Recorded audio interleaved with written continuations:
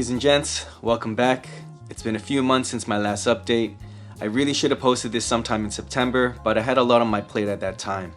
As some of you may know, I'm Canadian, born and raised in Toronto, and my whole family's back there. It's been difficult to travel the past 2 years, to say the least, and people close to me know that I have a few choice words for the powers that be, and the absolute blunder of a job that they've done, and are still doing, quite frankly. I was trying to get vaccinated as soon as possible in Korea because a 14-day quarantine in Toronto and then again when I come back to Seoul were not an option for me. What's even more frustrating is that I had to pay $400 in tests on top of my plane ticket. It's outrageous and feels a little bit like robbery. All I know is that this nonsense has got to stop, but I'm really worried that it won't because we now live in a world full of giant But let's table that discussion for another time. I got my shots and I was able to go back home in early October.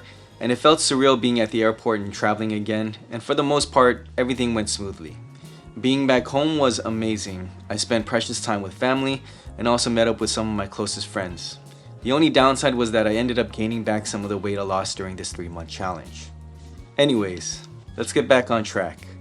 At the end of my 3-month challenge, I weighed in at 76.6 kilograms, which means I lost just about 5 kilograms total.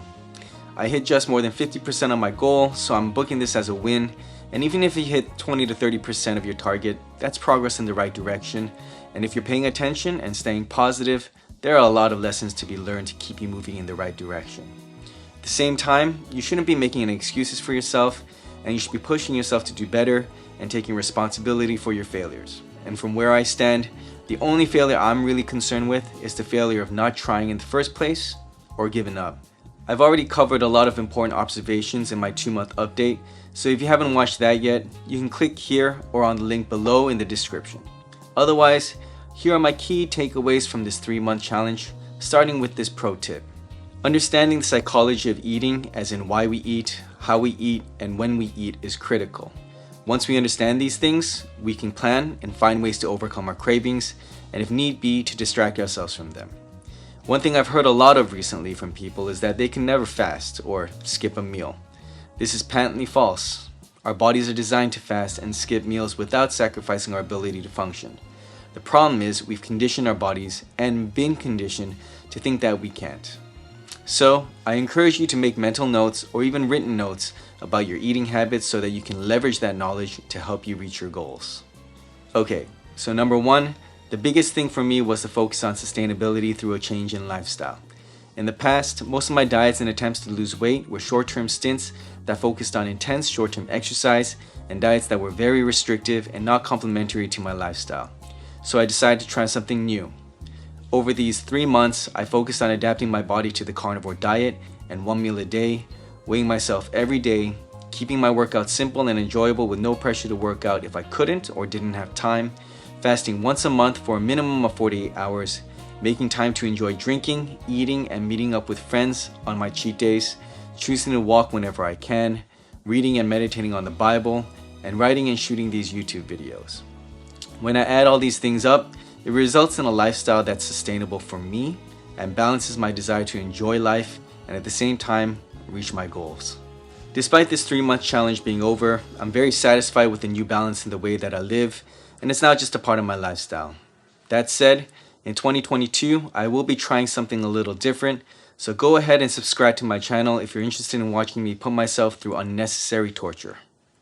I've said this before, but the carnivore diet has been huge, and once you figure out a few meals that you can eat over and over again that are easy to prepare and don't break the bank, it's very enjoyable.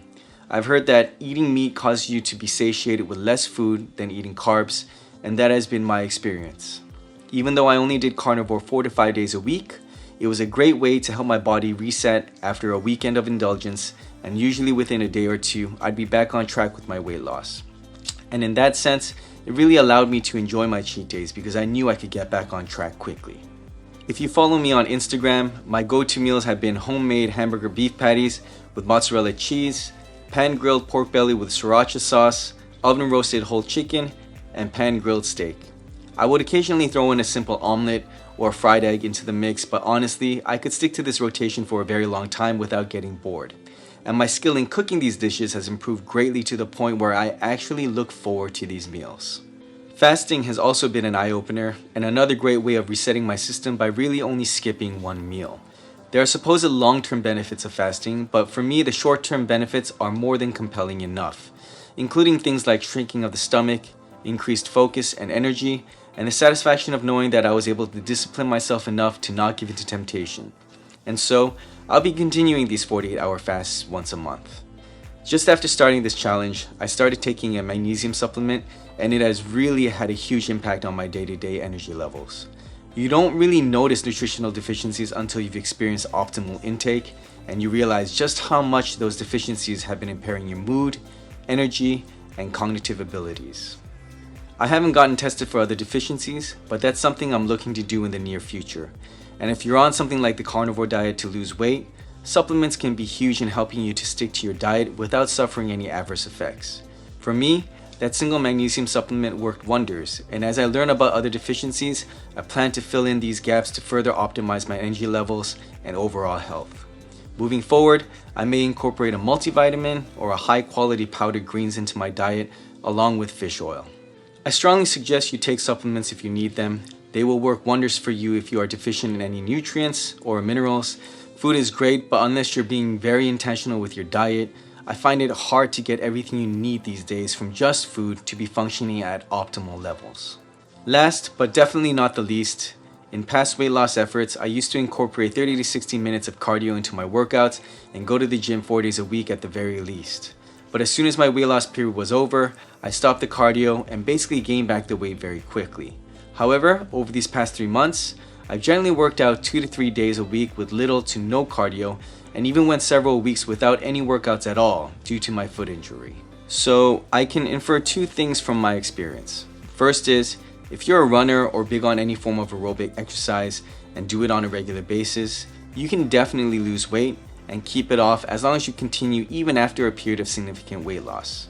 Second, if you're like me and that's not your thing, then building muscle is the way to go.